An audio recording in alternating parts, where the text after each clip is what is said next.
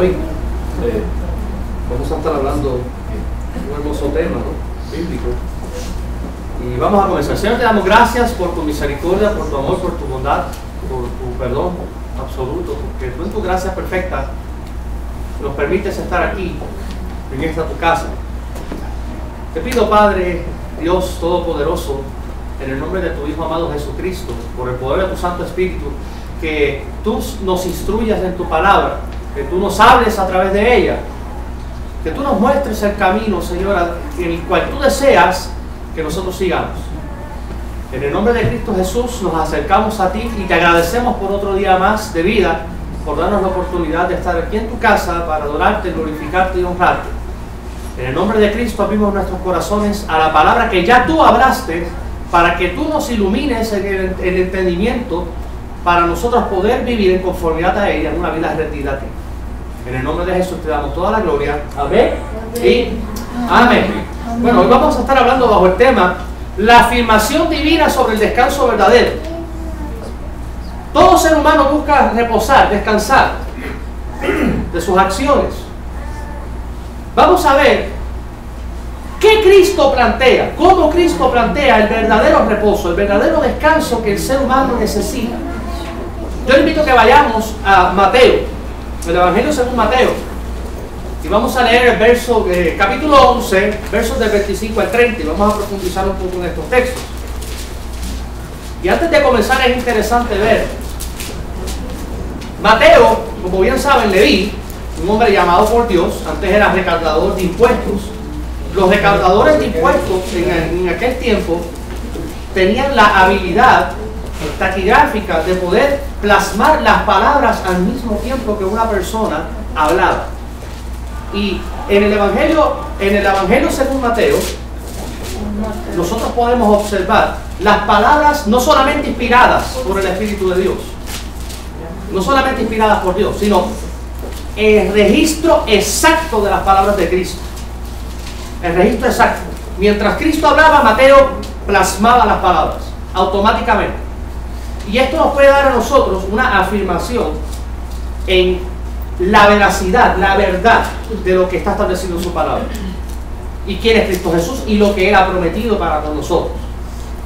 Vamos a leer Mateo, capítulo 11, versos 25 al 30. Y la palabra se lee en el nombre del Padre, Hijo y Espíritu Santo. Y dice así la Escritura. En aquel tiempo, respondiendo Jesús, dijo: Te alabo, Padre, Señor del cielo y de la tierra, porque escondiste estas cosas de los sabios y de los entendidos y las revelaste a los niños. Sí, Padre, porque así te agradó. Todas las cosas me fueron entregadas por mi Padre, y nadie conoce al Hijo sino el Padre, ni al Padre conoce a alguno sino el Hijo, y aquel a quien el Hijo lo quiera revelar. Venid a mí todos los que estáis trabajados y cargados, y yo os haré descansar. Llevad mi yugo sobre vosotros y aprended de mí, que soy manso y humilde de corazón, y hallaréis descanso para vuestras almas. Porque mi yugo es fácil y ligera es mi carga. Amén. Dios bendiga su santa palabra. Amén. Para poder entender esto hay que ver el contexto inmediato. ¿Qué sucedió en ese tiempo? Jesucristo se plantea o se expone con la imagen de unos niños anterior a eso, y se presenta ante la multitud, ante la gente: el que no me recibe a mí como este niño no es digno de entrar al reino de los cielos, no es digno de los cielos. Y la afirmación divina, tanto histórica, culturalmente como bíblicamente, se establece en que cuando una persona enviaba a otro, esa persona tenía la misma autoridad que aquel que lo envió. Entonces, cuando una persona negaba al enviado, negaba a quien lo envió. Y Cristo está afirmando claramente que Él proviene de Dios, de los cielos. Él proviene del Padre. Él es el medio enviado para el hombre, para que el hombre tenga un encuentro cercano con el Dios no conocido. Luego de eso, nosotros podemos ver más adelante cómo las ciudades rechazan a Cristo Jesús. Cesarea, Capernaum, Betsaida, eran ciudades que vieron milagros y cosas sobreabundantemente gloriosas por la mano de Jesús. Cosas que otras ciudades no vieron. Y estas ciudades rechazaron plenamente la revelación divina y al enviado de Dios, que es Cristo Jesús. Y contextualmente, en el contexto inmediato, Cristo está dando un ay de juicio. ¡Ay de ti, Betsaida! ¡Ay de ti, Corazín! Porque si Sodoma y Gomorra hubiesen visto esto, no estuviesen como ustedes hoy. Pero va a ser más tolerante para ellos en el día del juicio que para ustedes. ¿Por qué? Porque negaron la misericordia directa de Dios por medio de Cristo Jesús. Y para los que no lo saben, históricamente, Cristo vivía en Capernaum, su casa estaba en Capernaum. Y el gobierno romano tenía la autoridad de poder quitar las pertenencias, economía, parte del trabajo a una persona de descendencia judía. Y lo podían obligar a llevar cargas pesadas y hacer servicio gratuito para Roma o para los romanos. Cristo fue despojado de su casa por el gobierno romano, lo echaron a la calle. Y es interesante ver cuál fue la respuesta de Cristo Jesús. Por eso él dice en el verso 25, en aquel tiempo respondiendo Jesús. Lo que estamos viendo aquí es la respuesta al rechazo de la gente. Pero qué interesante ver eso. Jesús responde: te alabo, Padre, Señor del cielo y de la tierra, porque escondiste estas cosas de los sabios y de los entendidos y las revelaste a los niños. Cristo responde con una glorificación y una exaltación de quién es el Padre, de la deidad perfecta. Un reconocimiento: Padre, te doy gracias porque todo se maneja bajo tu voluntad perfecta. Pero qué interesante, escondiste estas cosas de los sabios y de los entendidos. Está hablando de los líderes religiosos de ese tiempo y la gente que creía tener el conocimiento absoluto porque era la nación israelita, la nación escogida por Dios para él manifestar su gracia al mundo. Ellos, por ser el pueblo elegido, tenían un aire de grandeza y se creían que tenían la verdad agarrada de la mano, pero no se estaban percatando que estaban negando la verdad. Y Cristo responde de esa manera: Padre, yo te doy gracias porque tú escondiste esta gran revelación, hablando de su persona, la revelación perfecta que es Cristo, la escondiste de esta gente que son los sabios y entendidos, pero se la mostraste a los niños. Mejor dicho, aquellos que tienen un corazón humilde, aquellos que tienen un corazón sensible. Y sigue diciendo el verso 26: sí, Padre, porque así te agradó. La palabra griega aquí alude, y esto es muy importante: esta ha sido tu voluntad en la gracia. Esta ha sido la voluntad tuya en la gracia. Dios desde tiempos antiguos siempre buscó revelarse. Desde el momento que Dios creó al ser humano, buscó mostrarse al ser humano. Siempre. Dios siempre ha buscado revelarse totalmente su carácter, su perfección, su voluntad, su santidad, todo lo que es su deseo, su benevolencia, su amor, su gracia, al igual que su justicia. Pero todo lo que es Dios en su balance perfecto, santo, Él ha querido demostrarse al hombre, al ser humano, para que éste tenga un conocimiento de quién es. Pero eso, la revelación divina se basa en su propia voluntad, no en la voluntad del ser humano. Entonces Cristo aquí está estableciendo: ok, fue tu voluntad que yo viniera y que yo revelara la perfección tuya aquí en la tierra. Así te agradó. Esta fue la voluntad tuya en la gracia. Y aquí vamos a entrar en el verso 27, y esto es muy importante. Podemos ver cuál fue la voluntad del Padre establecida en la gracia. Y en base a la voluntad del Padre establecida en su gracia perfecta, podemos ver lo subsiguiente: todas las cosas me fueron entregadas por mi Padre. Mejor dicho, tengo la autoridad absoluta y plena. Cristo está estableciendo claramente: tengo todo dado por mi Padre en mi mano. Aquí el verbo griego alude a preexistencia. Mejor dicho, Él siempre ha sido un ser existente. Cristo no es creado, es un ser existente, como en otras ocasiones hemos hablado. Él es el creador de todas las cosas. Por Él, para Él y por medio de Él fue todo creado. Mejor dicho, Él es coigual con el Padre. Participa de la misma deidad del Padre y del Espíritu, de la misma santidad, la misma perfección, el mismo poder, el mismo estado de glorificación y el mismo estado eterno y perfecto. Cristo participa. Y cuando Cristo está especificando aquí, mire, todo ha sido entregado por mi Padre. Bajo la voluntad del Padre, el Hijo efectúa la revelación perfecta. Y todo ha sido entregado en Él. Fueron entregadas por mi Padre. Y nadie conoce al Hijo sino el Padre, ni el Padre alguno sino el Hijo. Y aquel a quien el Hijo lo quiera revelar. Aquí estamos hablando de un conocimiento perfecto o un conocimiento plenamente. Un conocimiento pleno de todas las cosas. Dios, en su conocimiento perfecto, en su sabiduría o preeminencia, es que Él tiene conocimiento de todas las cosas. Y es bien interesante y bien importante, que tengamos esto en cuenta. La preeminencia divina significa que tanto el pasado, el presente como el futuro del hombre, para Él siempre son su presente. Siempre. Dios no tiene pasado, presente ni futuro. Él es un ser eterno que todo lo sabe en cualquier estado o etapa de tiempo del hombre. Nuestro pasado, nuestro presente y nuestro futuro, para Él siempre son presentes. No es que Él va a conocer, Él ya siempre ha conocido todo. Y siempre lo conocerá todo. Y en base a su conocimiento perfecto, en base a su voluntad perfecta, Dios sabe lo que el hombre necesita. Y aquí es que vamos a entrar en el verdadero reposo según la voluntad divina. Dios creó todo en 6 días, según Génesis capítulo 1 y capítulo 2. Y el séptimo, ¿qué hizo? Reposó, descansó, cesó toda obra. Y aquí vamos a entrar a un punto bien importante.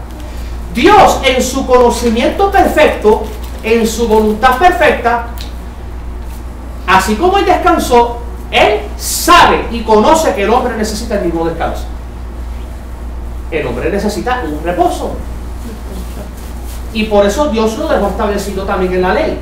Mira, vas a trabajar tales días, pero este día me lo vas a guardar para mí. Vas a reposar. En el antiguo pacto, el reposo era un día. Pero Dios, en su conocimiento perfecto, como el Antiguo Testamento revela a Cristo y manifiesta a Cristo, y Dios tiene un plan perfecto por toda la eternidad, estableció para el tiempo en el cual Mateo aquí escribió que el reposo ya no iba a ser un día, iba a ser una persona. Y ese reposo es Cristo. Ya no viene a ser un día, ya viene a ser una persona. Un día es imperfecto y es pasajero. La persona de Cristo es perfecta y eterna. Y aquí vamos a entrar en la iluminación bíblica. Esto es un paréntesis que estoy tocando. Vuelvo y repito, en el antiguo pacto, en el Antiguo Testamento, era un día, era imperfecto y era pasajero. Y todo el mundo tenía que entrar nuevamente a sus labores y a su cansancio. Ya en el nuevo pacto, bajo la gracia y la dispensación de la gracia, Dios establece en un hecho perfecto, absoluto y eterno en la persona de Cristo. No hay imperfección en ese reposo. Ese reposo no cesa. Ese reposo es permanente. Y aquí es que vamos a entrar esto es para una introducción, para que entendamos la perfección del reposo divino, el cual Él ha prometido para aquel que se acerque a Él. Va mucho más allá que un reposo físico. Para reposar físicamente podemos acostarnos a dormir, reposar físicamente, descansar. Dios está prometiendo un reposo interno que va más allá de lo físico.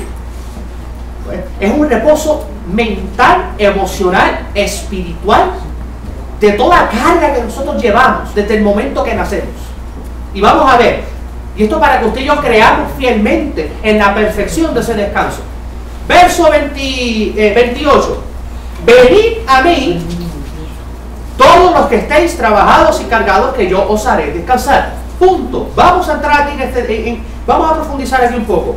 Venid a mí, mejor dicho, la revelación perfecta del Padre estaba dando una invitación abierta. Acudan a mí. Cristo está aludiendo con el verbo griego, hey, yo soy el único medio. Fuera de mí no hay otro medio. La palabra que Cristo utiliza aquí es la misma que utiliza en Juan 14:6. Yo soy. Exactamente, el camino, la verdad y la vida. Y ese yo soy alude al mismo yo soy del antiguo pacto. El gran yo soy. El yo soy te envía. Yo soy el que soy. O igual con el Padre. La deidad perfecta, Cristo Jesús. La perfección estaba dando una invitación abierta a la imperfección. Vengan, acudan a mí. Yo soy. Yo soy el único medio. El único medio perfecto. ¿Pero para quién? Para los cargados y trabajados. Y aquí vamos a entrar a un punto bien importante. La palabra griega alude a estado de fatiga. Una persona fatigada, una persona que ya no puede con el trabajo pesado. Y esto es muy importante, histórico y culturalmente. En las puertas de Jerusalén venían los comerciantes. Y era ilegal que los comerciantes atravesaran con su cargamento dentro de las puertas de la ciudad. Porque dentro de las puertas de la ciudad se encontraba todo el mercado y el comercio. Y si entraban, iban a interrumpir los movimientos económicos, sociales y gubernamentales, incluso los religiosos. En aquel tiempo había unos hombres que se llamaban los porteros. Los porteros eran personas de clase baja, por así decirlo, miserable, pobre, que no tenían sustento propio. Y esas personas se encargaban, lógicamente, históricamente, eran establecidos o impuestos por el gobierno romano. Mejor dicho, no tenían paga, era un servicio gratuito, obligatorio, a esas personas pobres, porque no tenían cómo pagar al gobierno o por así decir, a las personas encargadas que imponían eso para que no los pusieran a ellos, pero no le quedaba de otra que trabajar de forma gratuita. Y eran cargas sumamente pesadas. Tenían que venir a arrastrar, cargar todo eso encima de sus lomos, de su hombro, y llevarlo a sus respectivos comercios. Eso de tal comercio tienes que llevarlo. Pero eso no queda ahí. En su segundo viaje ya no podían con su vida, porque les imponían carga tras carga, tras carga y tras carga. Ellos no podían con tanto peso. Cuando terminaban de repartir o de distribuir a cada comercio, ahí venían los líderes religiosos, los fariseos y los herodianos. Mira, lo que va al templo, y el templo quedaba bastante lejos, llévalo, pero también llévame lo mío, lo que a mí me corresponde.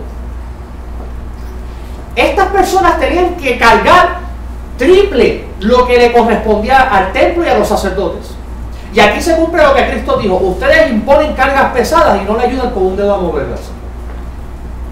Estas personas ya estaban hartas del trabajo. Y es muy interesante esto. Solamente podían hacerlo de 8 de la mañana a 11. Tenían 2-3 horas para poder hacer todo eso.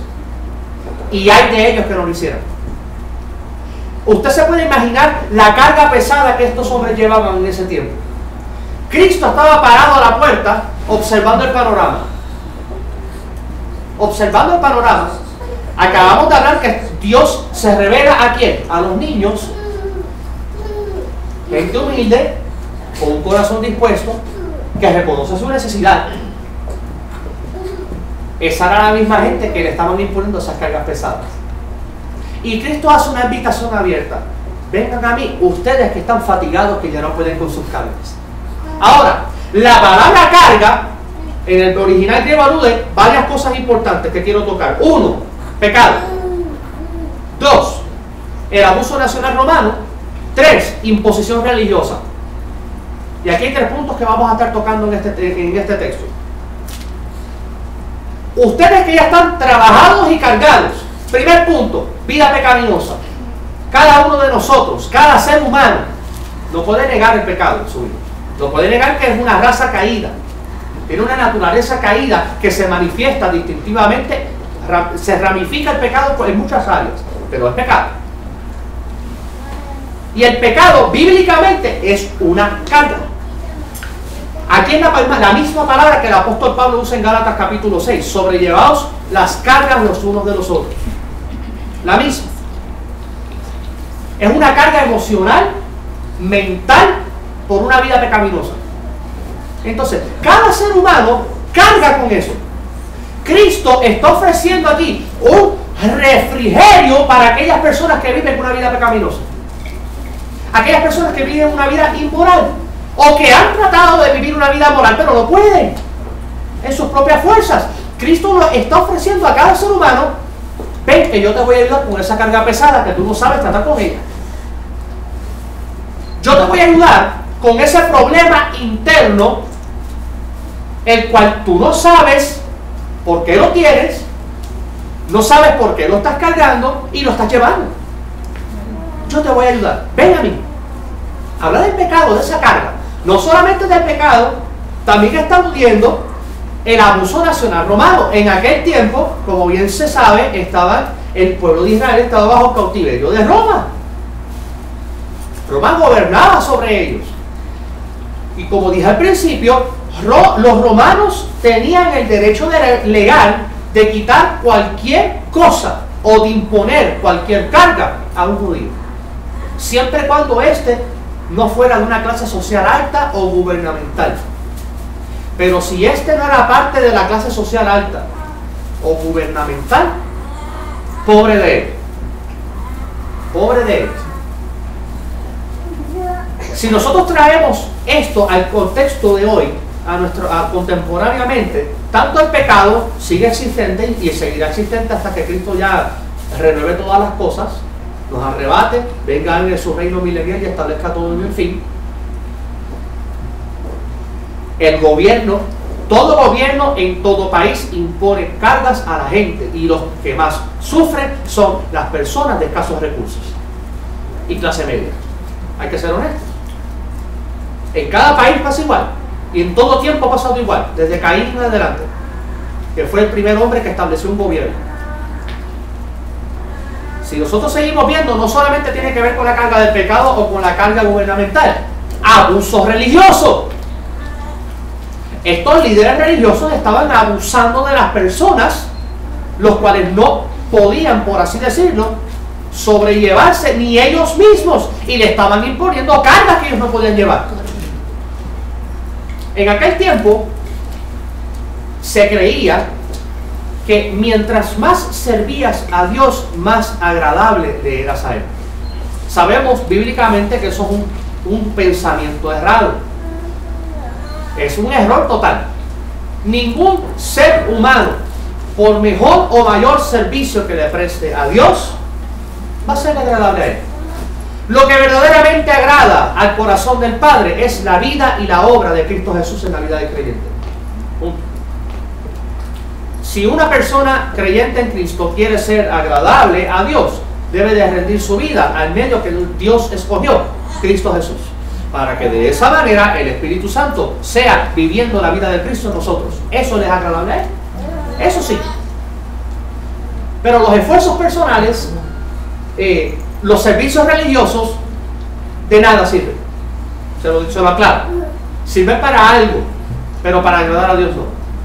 Y en aquel tiempo los fariseos y los herodianos le estaban poniendo cargas pesadas a la gente como un modo o un método de que ellos podían agradar a Dios, entre comillas. Y Cristo hace esta invitación abierta: vengan a mí, ustedes que están cargados de pecado, de abuso por el gobierno y del abuso religioso. ¿Qué ser humano no ha pasado por eso? Todos. Si no por las tres cosas, por lo menos por una, la del pecado.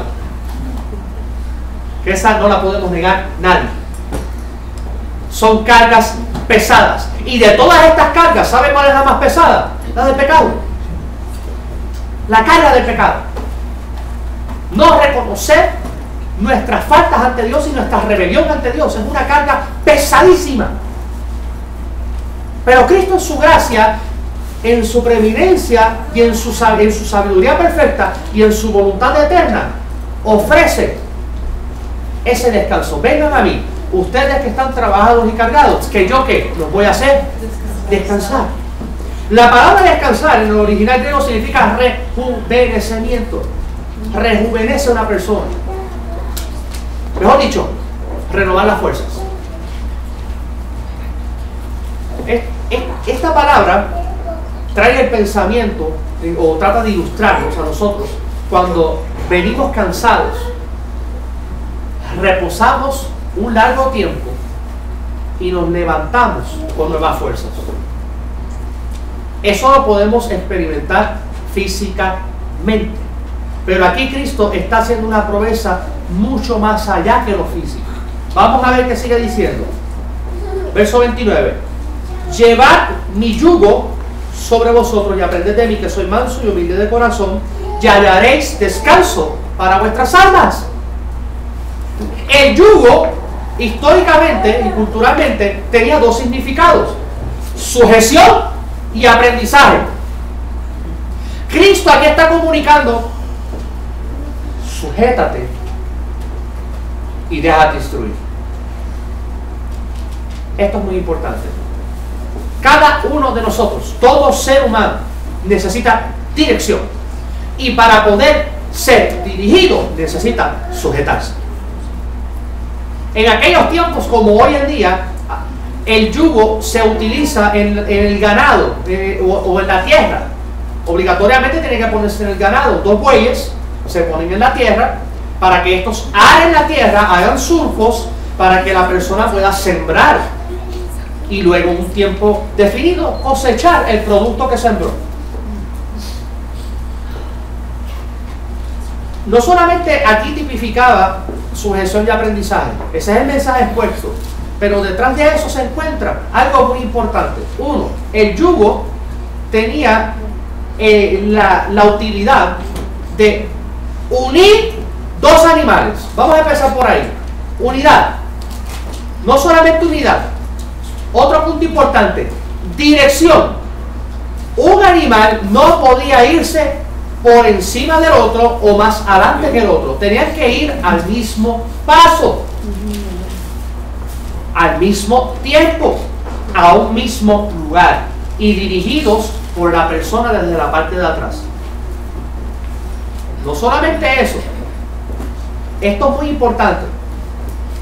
En la antigüedad ponían un animal, un buey de edad adulto, que ya se sabía el camino, con uno joven que necesitaba aprender el camino.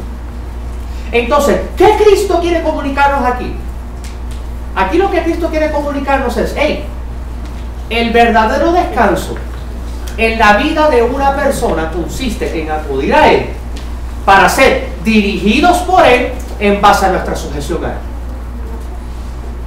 Si una persona que dice ser creyente no se somete, se sujeta a Cristo Jesús, rinde su vida a Cristo para ser dirigido por su palabra, nunca vaya a reposo en su alma.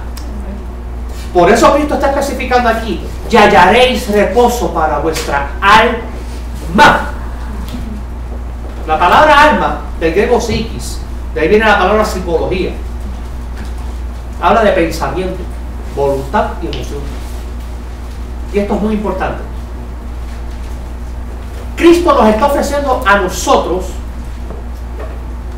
que si nos sujetamos a Él, nos dejamos dirigir por Él en unidad al paso de Él, vamos a hallar reposo en el área espiritual, emocional y física. Espiritual nos ayuda con la carga del pecado. Emocional nos ayuda con todos nuestros asuntos internos y cómo nosotros debemos de manejarlos en la vida. Física nos da la fortaleza necesaria para poder hacer lo que tenemos que hacer y llevar nuestras responsabilidades aquí en la tierra como seres humanos. Todas esas áreas. Cristo promete ayudarnos en esa área. Cristo no ha prometido librarnos de los problemas. Cristo no ha prometido en ningún lado de la palabra: no te preocupes, ven a mí que ya no tendrás problemas. Eso es mentira y no es bíblico. Si oye algún maestro predicador de la palabra diciendo: ven que tus problemas van a ser resueltos, eso es mentira y es antibíblico totalmente. Cristo no ha prometido eso. Cristo ha prometido darnos la fortaleza necesaria, la capacitación para poder salir por encima de los problemas y para poder resolverlos nosotros. Nosotros en él. Aquí Cristo nos está dando una apertura en su gracia a que nuestra área espiritual sea sana, nuestras emociones sean sanas, nuestra área física, nuestras responsabilidades se manejen de una manera sana. Por eso especifica: hallaréis descanso para vuestra alma. Los oyentes de Cristo en ese tiempo como que no captaron bien el mensaje. Oye, me estás viendo físicamente agotado, llevo más de 3-4 horas trabajando, cargando cargas pesadas, llevándolas en el comercio a sus respectivos establecimientos, y para colmo los fariseos me ponen más cargas y yo tengo que llevarlos a lo último al centro de la ciudad, a uno de los 4000 templos que había, y me están diciendo que me ofrecen descanso para el alma. Cristo estaba usando, como se dice, un paralelismo, el estado físico de ellos para demostrarles la verdad espiritual de ellos, para mostrarles a ellos cuál era su condición. Y es lo mismo para nosotros hoy en día. Esto es una invitación eterna. No solamente fue para los seres de ese tiempo, esto es una invitación para cada uno de nosotros, para todo aquel que escuche el mensaje del Evangelio de Cristo, puede acudir a Él y recibir descanso en todas las áreas de su vida, reposo en todas las áreas de su vida. Y como hablamos al principio, en el antiguo pacto era un día y la persona tenía que reposar, descansar, cesar de todas sus obras. No podía hacer nada. Cristo aquí está ofreciendo: hey, tú no tienes que hacer nada en mi reposo, la obra la voy a hacer yo. De la misma manera como en el antiguo pacto tú no tenías que hacer nada, aquí tampoco. Aquí la obra la voy a hacer yo. La obra la hace Él en nosotros.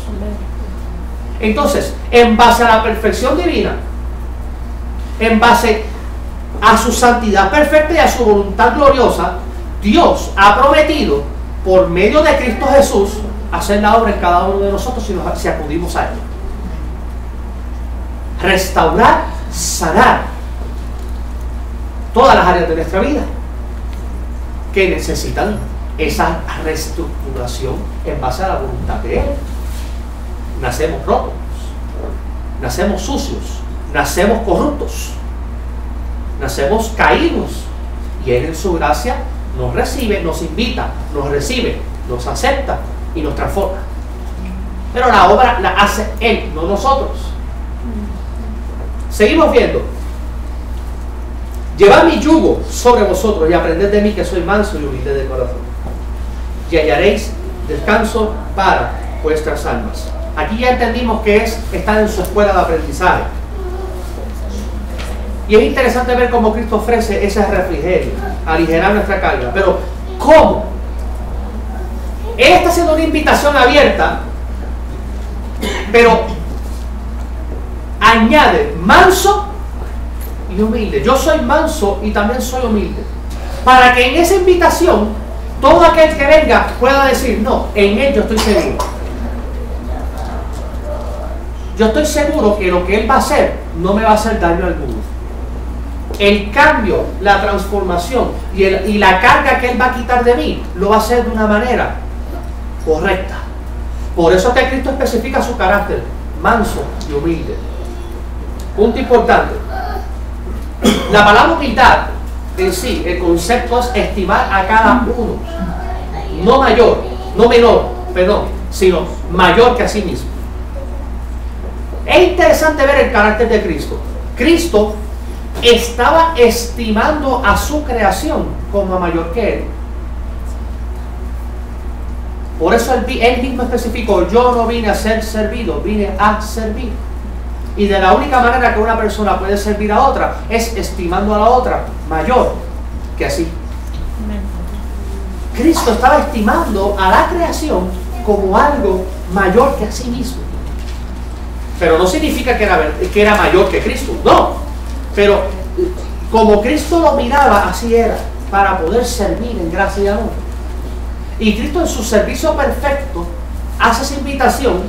Mira, vengan, yo los voy a ayudar, pero yo les estoy dando la garantía.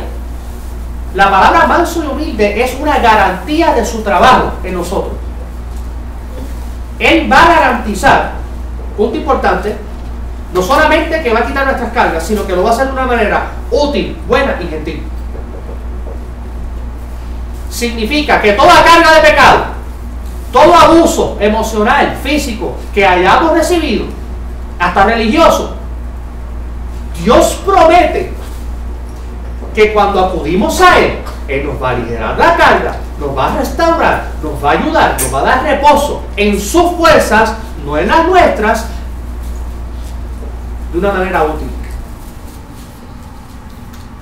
buena y con gentileza. Mejor dicho, sin dolor. Sin dolor. Lo más importante para Dios aquí en la tierra somos nosotros, los seres humanos. Y lo he repetido en otras ocasiones porque es la realidad.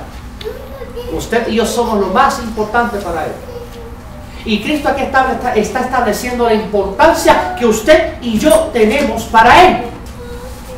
Si usted y yo no le importáramos a Él, Él no hiciera esta invitación abierta para tratar con todos los asuntos de nuestra vida interiores y restaurarnos por completo en nuestro interior, para que usted y yo podamos ejecutar correctamente todas nuestras responsabilidades aquí en la tierra y de esa manera ser glorificados.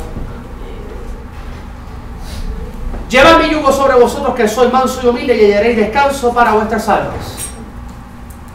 Y sigue diciendo, el verso 30, porque mi yugo es fácil y ligera es mi carga. Mejor dicho, amable. Cristo ha prometido tratar en todos los asuntos de nuestra vida de una manera amable. Directa, sí. Eficaz, sí. Pero con mucho cuidado. Dios no trabaja en el corazón del hombre maltratando al hombre. Jamás. Esa no es su naturaleza. Esa es la naturaleza del diablo. Maltratar, juntar, destruir, atacar. Cristo no.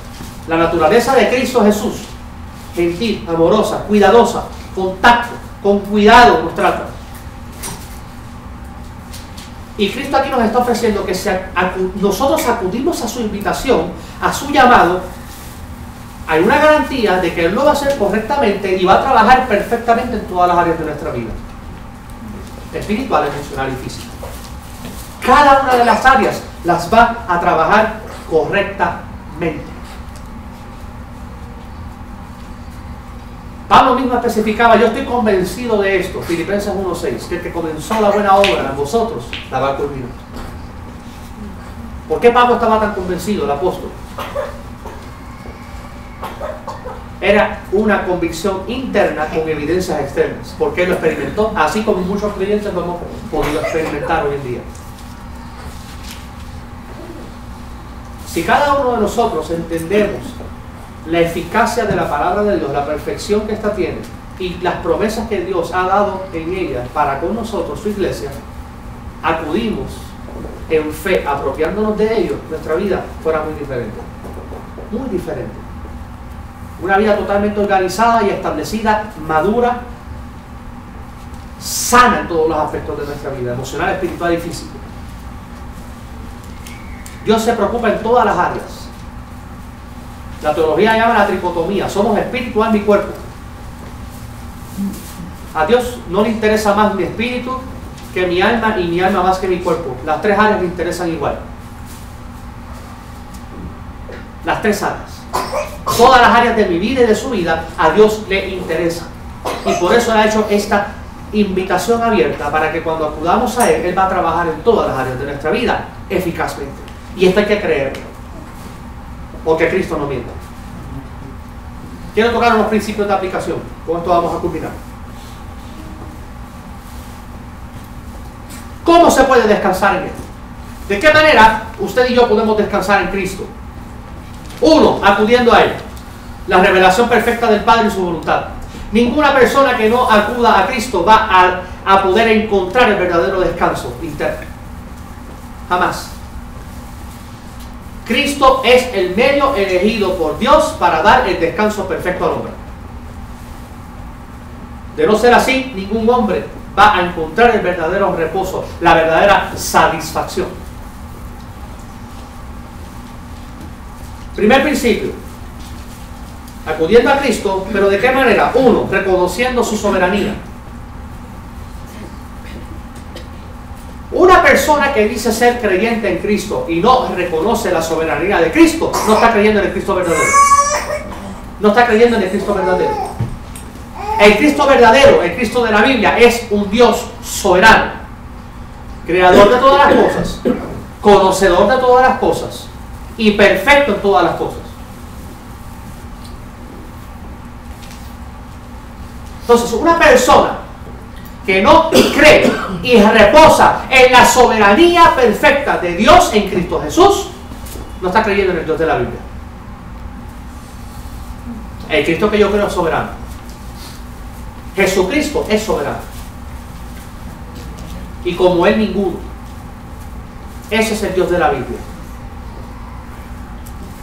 Entonces, cuando acudimos a Él, lo primero que hay que hacer es reconocer esa soberanía. Luego de reconocer esa soberanía, reconocer nuestra necesidad de su persona y de lo que Él imparte a aquellos que creen. Si yo no reposo, no me acerco en fe, reconociendo su soberanía y reconociendo mi necesidad de Él, lo demás no lo voy a recibir. Para nada. ¿Por qué? Si yo no acepto quién es la persona, tampoco voy a aceptar lo que esa persona me da. Dios en su gracia desea que usted y yo aceptemos a la persona, que tenemos una necesidad de Él, para luego reconocer que tenemos necesidad de lo que Él da. No viceversa. Entonces, el verdadero reposo del alma no se encuentra en lo que Cristo hace a favor, se encuentra en su propia persona, en Él mismo. El creyente hoy en día contemporáneo se enfoca en las obras de Dios y no se enfoca en quien hace las obras. Es como una ocasión yo dije, yo no creo en los milagros, yo creo en el Dios que hace los milagros, que es diferente. La oración no tiene poder, el poder lo tiene Dios que contesta la oración. Son cosas muy diferentes. Entonces, la gente se ha desenfocado y se establece más en lo que se hace que en quien lo hace. Dios no quiere que nos enfoquemos en su mano, en lo que Él hace. Dios quiere que nos enfoquemos en su rostro. ¿Quién es Él? El hombre no podía conocer a Dios antes, pero por medio de Cristo sí ahora se puede conocer. En nuestra mente finita, sí, en lo que está a nuestro alcance, pero se puede conocer lo necesario. Dios desea que conozcamos la persona de Cristo, no solamente sus obras. Mire, esto es muy importante. ¿Cuántas obras milagrosas hizo Cristo Jesús? Sin número. Que muchas de ellas no están escritas. Tantas obras y tanto bien que Cristo hizo. ¿Cuántos milagros no hizo? Muchísimos. ¿A cuánta gente libertó? Muchísimas. ¿Cuánta gente sanó? Muchísimas. Pero sin embargo, si ves a la cruz del Calvario, Él no hizo ningún milagro. Pero la obra de la cruz hizo mucho más efecto que cualquier milagro que Él hizo en la tierra. El verdadero efecto lo hizo en la cruz. ¿Qué quiero llegar con esto? Yo no veo la cruz, yo veo a quien se colgó en la cruz. Porque la cruz no tiene efecto. El efecto lo tiene quien se colgó en ella, que es Cristo. Entonces, no podemos enfocarnos en lo que Dios hace. Tenemos que enfocarnos en su persona. ¿Quién es Él? Ahí comienza el verdadero reposo. ¿Por qué? Porque cuando reconocemos su soberanía y nuestra necesidad como seres humanos de quién es su persona, automáticamente vamos a recibir sus beneficios. No es lo mismo recibir los beneficios de una persona y rechazar la persona, a recibir la persona para luego recibir los beneficios. ¿Por qué? Porque si se recibe a la persona, se acepta a la persona, los beneficios van a ser constantes. Si se reciben los beneficios y se rechaza a la persona, los beneficios son pasajeros. Porque cesan, se detienen. Dios no desea eso. Dios desea que los beneficios de Él para con nosotros sean constantes, constantes y constantes, todo el tiempo, todo el tiempo, todo el tiempo y todo el tiempo. Pero para eso debe haber un reconocimiento de su persona, su soberanía y quiere ser en totalidad, para luego nosotros poder reconocer en nuestra necesidad de Él y luego de lo que Él hace. Segundo principio que quiero tocar: no solamente acudiendo a Cristo, reconociendo su soberanía y quién es Él, y nuestra necesidad de Él, de su persona. Para yo recibir su instrucción, que es el segundo principio, recibiendo su instrucción, yo no puedo recibir instrucción de una persona que yo no reconozco como una autoridad. Ningún ser humano va a sujetarse a otra persona que no tenga autoridad o que no reconozca su autoridad. Entonces, lo primero que Cristo aquí representa es su soberanía, su autoridad, para que cuando la persona reconozca tal soberanía, ceda su lugar para que sea dirigido por Él. Entonces, nosotros necesitamos recibir su instrucción, pero para recibir tu instrucción tenemos que reconocer quién es el perfecto, santo, eterno, sobre todas las cosas, soberano. Si no reconozco que Cristo es soberano, perfectamente eterno, no voy a recibir su instrucción y su guía. Y aquí viene el punto importante: ¿cómo usted y yo podemos recibir su instrucción? A. Identificándonos con la unidad que tenemos en Él. El ser humano antes de Cristo no podía identificarse con Dios. ¿Por qué? No había una identidad personificada que llevara al otro ser humano a reconocer quién era Él. Era imposible conocer a Dios antes, solamente a través de lo que Él hacía. Cuando Cristo viene, se hace hombre, no solamente el hombre podía reconocerle a Él por sus obras, sino por su propio carácter, por su esencia, por su persona. En aquel tiempo había hombres que decían: Jesús, hijo de David. Estaban reconociendo su carácter mesiánico y quién era. Muchos decían: definitivo que tú eres de Dios. Otros no, porque no reconocían la soberanía. Pero los que reconocieron la soberanía, ¿qué sucedió? Vivieron la experiencia y el cambio, identificándonos con Él. Esa gente se identificó. Cristo vino como hombre para revelar la perfección del Padre, para que usted y yo recibamos los beneficios, pero para recibir los beneficios tenemos que identificarnos con Cristo en todas las etapas de la vida de Él. Y aquí va el punto importante: toda experiencia que el creyente atraviese debe identificarla con Cristo. Toda experiencia, emocional, espiritual, física, económica, todo lo que usted y yo atravesamos o experimentamos debe de ser puesto en la persona de Cristo. ¿En qué etapas de la vida de Cristo tenemos que identificarnos? Su crecimiento. Creció como cualquier ser humano. Él se autolimitó como cualquier ser humano en cuestión de acción, no en cuestión de deidad ni perfección. Como ser humano tenemos que identificarnos con Él. Él se limitó. Él vivió bajo las mismas limitaciones que usted y yo vivimos hoy en día. Y tenemos que identificarnos con Él en eso, en su etapa de crecimiento como ser humano. Creció como cualquier ser humano crece, naturalmente, sin romper las leyes naturales que Él mismo creó, porque si no fuera injusto. El ser humano debe identificarse con Cristo en la etapa de crecimiento. 2. En su sometimiento y dirección al Padre. Cristo en todo tiempo se sujetó al Padre. Él nunca hizo su propia voluntad.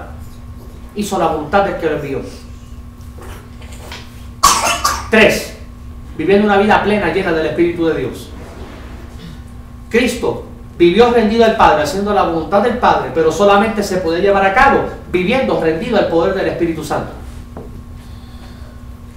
4. Reconociendo, identificándonos con su muerte en la cruz. Y ahí es donde la gente se atora. La gente quiere ser partícipe de todas las bendiciones y todo lo bueno que Dios tiene, pero no quiere ser partícipe de los sufrimientos de Cristo. Si somos partícipes de su glorificación, también de sus sufrimientos. No, ahí no. Yo no entro a ese terreno. No. Todo creyente tiene que entrar a ese terreno. Y debemos identificarnos con su muerte en la cruz. Cuando Él murió, yo morí juntamente con Él. Pero eso no queda ahí. Yo tengo que identificarme también con su resurrección. Ahí es donde otros creyentes se han atorado. Muchos se identifican con su muerte en la cruz y están tan muertos que ahí se quedan. ¡No! Ya yo morí a mi antigua vida y a quien soy yo, pero tengo que vivir en la nueva vida de Cristo, en quien es Él. Amén. Y tengo que identificarme con la vida resucitada de Cristo, porque esa es la única manera que voy a vivir una vida justa, piadosa aquí en la tierra. Y es la única manera que vamos a manifestar la vida de Cristo. De la única manera que yo voy a recibir ese reposo perfecto es permitiendo que Cristo viva su vida en mí. El verdadero descanso del alma que el hombre necesita, el ser humano necesita, es que le permita a Cristo vivir su vida a través de Él. Punto. Así de sencillo. Rindiendo la vida plenamente, identificándonos con Cristo en esas etapas. Muerte, resurrección. Pero otro punto importante, ascensión. Yo tengo que identificarme con Cristo también en ello. Hay muchos creyentes que no creen en el arrebatamiento de la iglesia. La Biblia lo especifica. 1 Corintios capítulo 15. Y 1 Tesalonicenses capítulo 4. Vamos a ser arrebatados. ¿Pero por qué vamos a ser arrebatados? Porque Él fue ascendido primero. ¿Por qué vamos a ser transformados? Porque en la resurrección Él fue transformado y glorificado primero. Entonces, el creyente participa de todo lo que Cristo participó.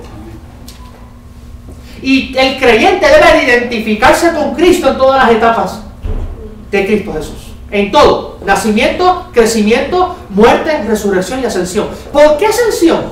Sencillo. La vida celestial se comienza a vivir aquí. Y de la única manera que yo puedo vivir la vida celestial es reconociendo de que yo he sido colocado juntamente con Cristo en los lugares celestiales. Amén. Y tengo que identificarme, al igual que usted, en Cristo Jesús, en esa esfera. Allá, no acá. Viviendo como si estuviese allá. No viviendo como que estoy aquí. Por eso la Biblia especifica, nuestra ciudadanía, ¿de dónde es? De los cielos. Para que nuestro enfoque esté en los cielos. Un ejemplo. Yo estoy aquí en México, pero mi acento me delata, no soy de aquí. Mi ciudadanía es de otro país. ¿Y mi pensamiento dónde está? En mi país. Ay, mi comida. Exacto, el mondongo, el sancocho. Ay, las costumbres. Ay, mi gente. Cuánto extraño. Aquí yo soy un fenómeno. ¿Pero por qué? Mi mente está allá. Se establece allá. Cuando el creyente se identifica con Cristo y se establece que su ciudadanía es celestial, ¿dónde va a estar su pensamiento? En lo celestial. Su pensamiento va a estar en los cielos. Y cuando el creyente rinde su pensamiento a los cielos, su conducta y sus palabras van a manifestar los cielos aquí en la tierra. Ese es el verdadero descanso del alma. Ese es el verdadero descanso. No es un reposo pasajero de 8 horas. No. Es que cesan nuestras actividades internas para que Él sea tomando sus actividades divinas de nosotros en nuestro corazón. Ese es el descanso que Dios promete para cada uno de nosotros. Otro punto importante, sujetándonos a sus órdenes, no solamente identificándonos con Él. Si yo no me identifico con Él, no me voy a sujetar a Él, porque no voy a reconocer su soberanía. Dios nos dejó a nosotros el medio perfecto, la palabra de Dios, su orden ya establecida, todo lo que necesitamos para que nos dejemos llevar y dirigir por ella. La única norma de fe y conducta que el hombre necesita se encuentra aquí. Muchas personas creen que la ley está para mortificarle la vida de una persona. ¡No! Toda ley que Dios estableció lo hizo para dar un mejor estándar de vida, de calidad de vida, un orden en todos los aspectos y que cada ser humano participe de los mismos beneficios. Cada ley está establecida para eso, para que nos acomodemos y vivamos de una manera correcta, a la par. Entonces, Dios nos dejó a nosotros su ley, su palabra, su orden, para que nos sujetemos a ella en base al poder del Espíritu de Dios, para que nuestra vida esté organizada en todos los aspectos y vivamos de una manera correcta, manifestando el reposo, la vida de Cristo en nosotros. Otro punto importante, permitiendo que su palabra nos guíe. Cada uno de nosotros necesitamos dirección en la vida. Ningún ser humano nace con conocimiento absoluto de todas las cosas. Eso es mentira. El único conocedor de todas las cosas es Dios. Cada uno de nosotros, cada ser humano y cada creyente en Cristo necesita ser dirigido. Una persona que no le guste ser dirigido está dando a entender que está a la par con Dios. Es que yo no necesito que me digas lo que tengo que hacer. Eso es una actitud de diosificación personal y lamentablemente satánica, porque ese es el carácter del diablo.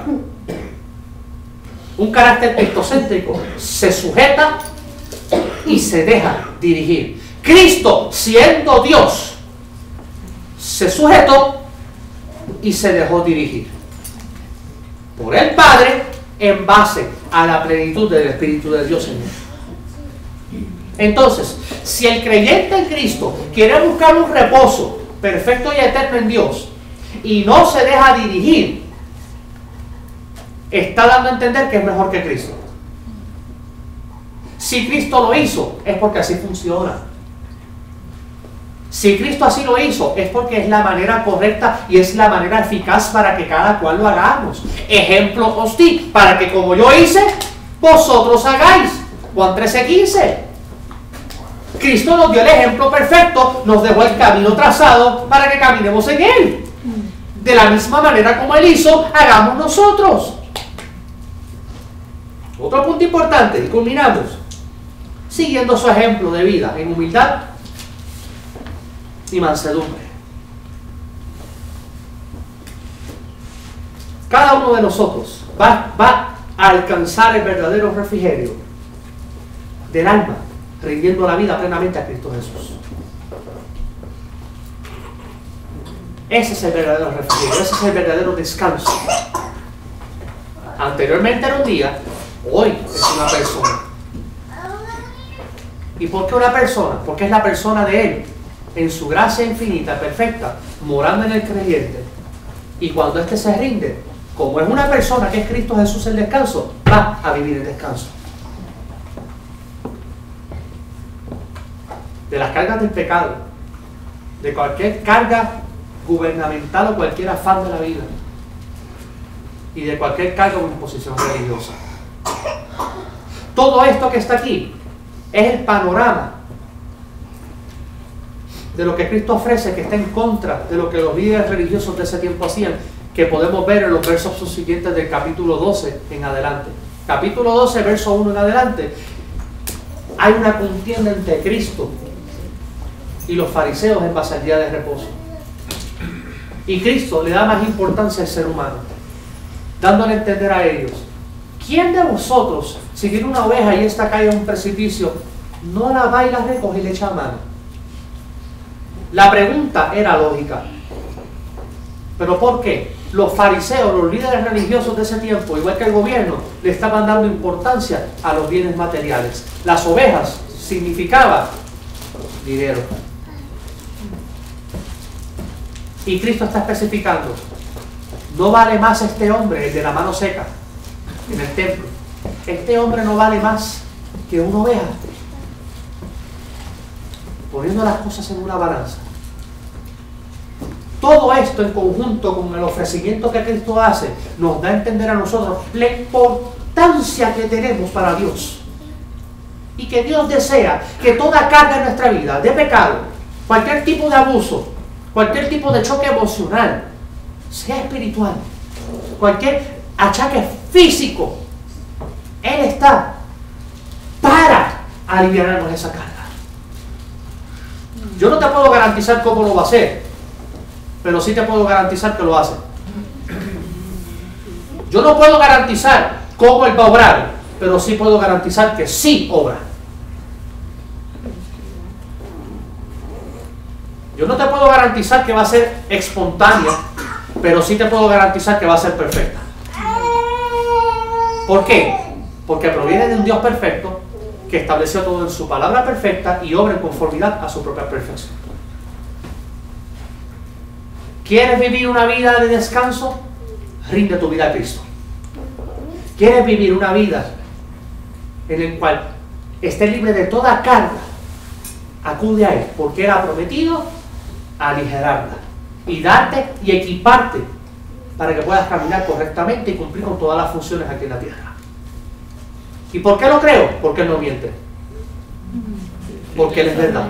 Y todo lo que Él ha dicho, lo ha cumplido, lo cumple y lo seguirá cumpliendo. De aquí viene la pregunta. ¿Qué te impide venir a Cristo? ¿Qué te impide rendir tu vida a Él? ¿Qué obstáculo hay para que no le des tus cargas a Él?